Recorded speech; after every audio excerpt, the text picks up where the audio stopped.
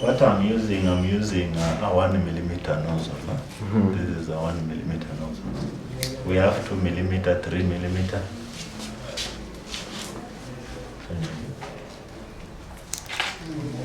Ngozi ndiyo sehemu ya pekee iliyo na hatari sana kwa mwili wa binadamu, ikisalia katika nafasi ya kuathirika na magonjwa tofauti yanayochombuka. Ulimwenguni kunazo rangi tofauti za ngozi ambazo ziliumbwa na Mungu, kando na ngozi ya binadamu aliye na ugonjwa wa albino ambayo hutokea kinyume na matakwa ya binadamu.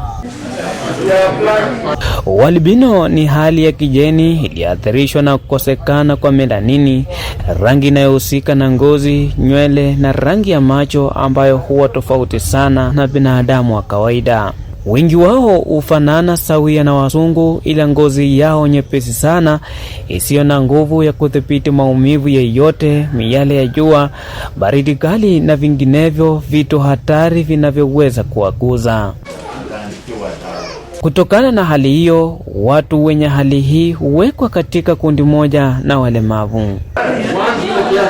Katika kaunti ya Kakamega, watu walio na ulemavu huu hukutana na kupata mafunzo jinsi wanaweza kujilinda ili wasipate madhara zaidi kwa sababu ya kukosa elimu. Mratibu wa Baraza la Kitaifa la Watu wenye Ulemavu Kakamega, Priska Akoth, anasema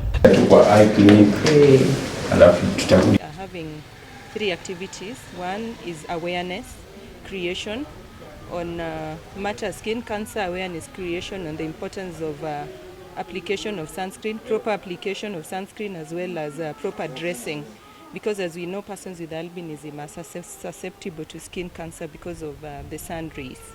So that is one of the activities we have. Second is cancer screening. We know that the rays of the sun are very harmful to the skins of persons with albinism. So today we are having them here from different parts of the sub-counties of this county to simply take them through the importance of sunscreen, the importance of wearing protective clothing, and also the importance of being able to identify lesions that can cause skin cancer.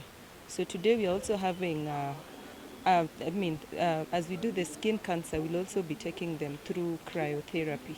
So cryotherapy is use of liquid nitrogen to be able to treat skin lesions that could lead to cancer. And also we are working with dermatologists and pharmacists as we issue sunscreen lotions, and also look at any client who has skin conditions that could lead to cancer, so that we have an early intervention for treatment.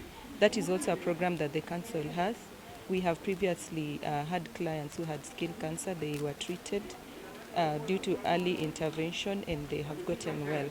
So even right now we have another client who is just about to begin treatment for skin cancer.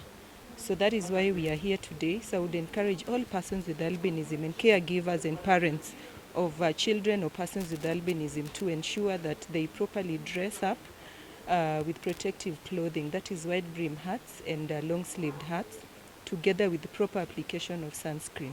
Binadamu husaliwa na magonjwa haya kutokana na jeneti za wazazi wote wawili wakiwa na jeni iliyopitiliza ya albino, na kusababisha nafasi moja kati ya 4 za watoto wanaozaliwa kuathirika, hali ambayo haijulikani kinga yake asitokee mtoto wa aina hiyo.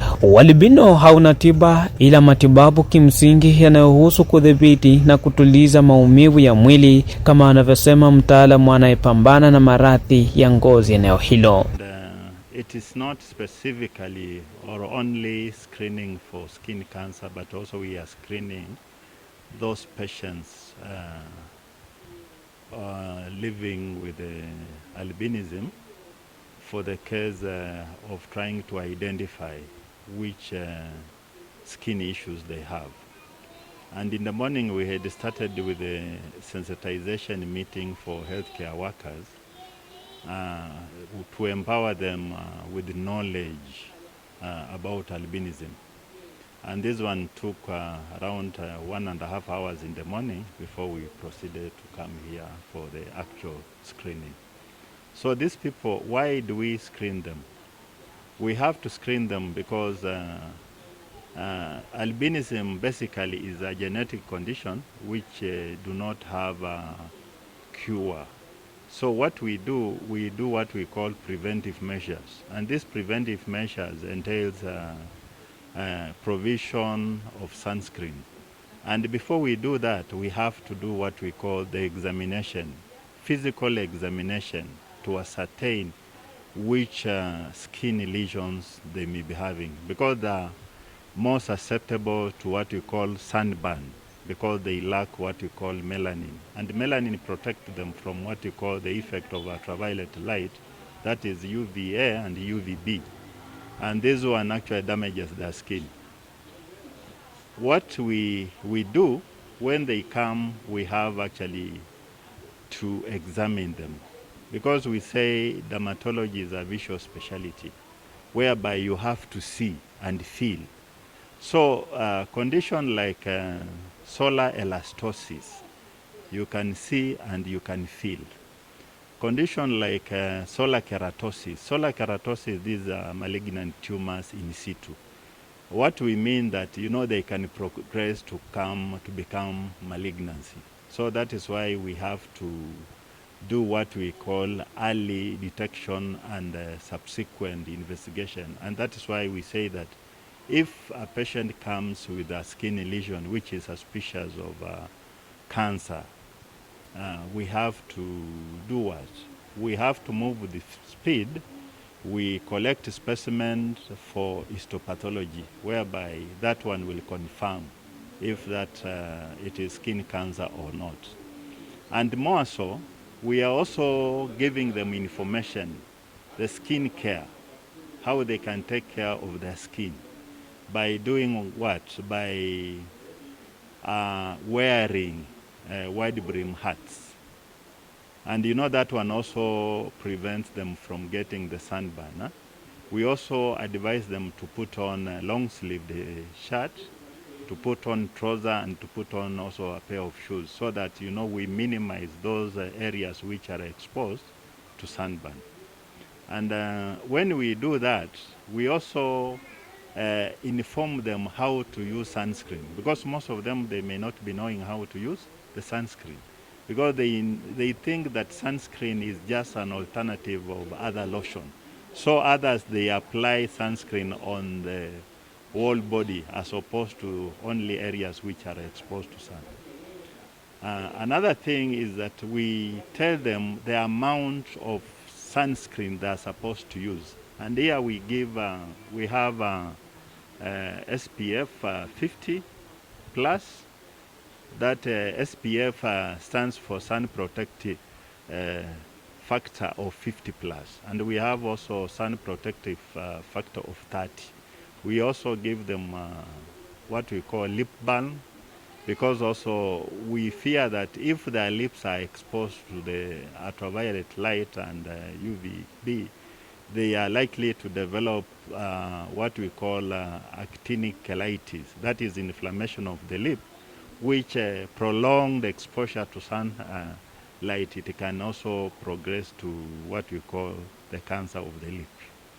And also what we also do, we give them what we call after sun. After sun, they're supposed actually to apply at night. Watu hawa hutumia miwani kuzuia uharibifu wa macho, huku wakihitaji uangalifu wa mara kwa mara kama wanaweza kuona vizuri, wakiathirika zaidi na saratani ya ngozi kutokana na ukosefu wa ulinzi wa melanini inayohitaji hatua za tahadhari za ulinzi wa jua. Today the patients will benefit a lot, because today we've brought the doctors to them, and they are our center of attention. And I think what also I need to tell the public is that sunscreens, they are used to protect us against the harmful radiations from the sun, in particular UVA and UVB. And our clients being having some problems with their skin, in particular albino, I think they do get worse worse reactions from the radiations that come from the sun, and the sunscreens are there to protect them, and they are not supposed to be used in as isolation, and there are some other protective methods that they are using. One of them is wearing long-sleeved shirts and blouses, wearing trousers, ensuring that they don't get exposed to the sun for longer periods, and again they need to be wearing the sunglasses and the sun hats. So the two protective methods, if they are used together appropriately, will reduce the cases of skin cancers and some other skin malignancies that they usually get over time. So I think I would like to pass my gratitude to the hospital at large for providing this session for the clients and also to the National Council of People with Disability. Kutokana na ukosefu wa uelewa kuhusu ualbino, mara nyingi husababisha ubaguzi na kutengwa. Hii inaenea zaidi ya afya ya kimwili, inayoathiri ustawi wa akili, fursa za elimu na ajira zinazoweza kuwa na kikomo kwa sababu ya upendeleo wa kijamii, na hivyo kuunda mzunguko wa hasara. Another thing is that albinism is associated with some stigma, and you may find that they are not free to move up and down like any other person who is not having that problem. So during that time we shall be able actually to do what? To enhance how we can reach them. And also this one we can keep on talking, because actually we say that when you keep on talking on a particular strategy, now it becomes a norm. So that now they will say that, if our daktari talked about this, then he was right. So at the end of the day, you may find that the utilization of that service is going actually to be enhanced. Another thing is that we have some who have generally you find that in the community people believe that when you are giving something free, it may be of low quality, because we have had cases whereby some of them were complaining about the smell of the sunscreen we have. They have a bad smell. Some of them are of low quality and kulingana na wataalamu wa afya, kunahitajika kampeni za kuhamasisha umma kuhusu binadamu wenye ugonjwa huu ili waelewe kwamba zeruzeru ni binadamu wa kawaida na anahitaji kulinganishwa na watu wengine. I think the utilization is not as we expect, because it is a bit low. Because like in this facility, this is a Kakamega County Teaching and Referral, we have around 56 persons living with albinism who have been registered, and they're supposed to collect the sunscreen from this particular facility. And you may find that they turn up, because we are supposed to see them every first Tuesday of every month. Now the turn up is not up to date. You find that the number of those clients coming for our services to pick the sunscreen is so low, and that is why I feel that when we enhance what we call outreach, and also we use the community leaders to do what? To keep on reaching them through whichever means they have been using, whether WhatsApp, whether home visiting, or whether what, that one can help us actually to increase the number of those who are turning up to pick their sunscreens. What I can advise is that the program, the national program of persons living with the albinism, I think they need to enhance that. That one can only be picked during what we call outreach. And having these outreach services for these persons or persons living with albinism is key, because we are able to reach them because basically outreach, actually we are taking the services closer to these people in the village, without them moving from one facility to another, because that is why some of them were complaining that, they go to other facilities and they are being told that, they do not have sunscreen. So now when they go there and they do not have or they do not get the sunscreen, you may find that, that one actually discourages them.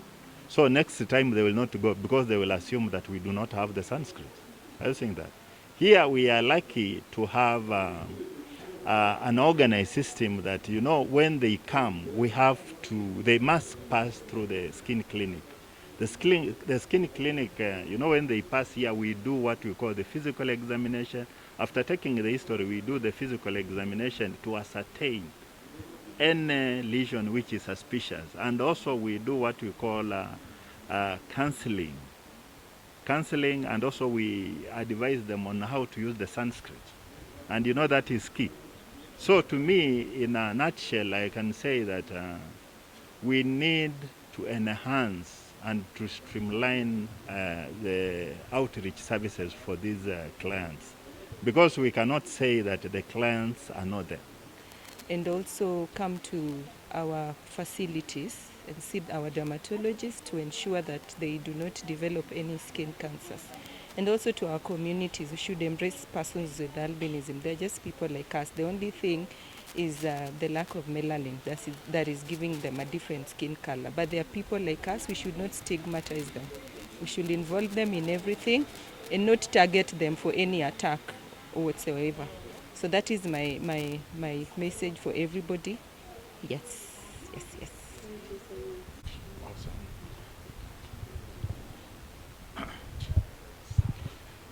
Yes, my name is Dr. Olima Lindsay, a pharmacist by profession, and today we are having a sensitization on albinism, and it's also an awareness day for our patients who nowadays we call as clients. So today the session the patients will be screened for skin cancers, and they'll be educated on how to use the sunscreens that we have in the facility that have been provided by our partners, National Council of People with Disabilities. And I think Sami Shionga, kaunti ya Kakamega.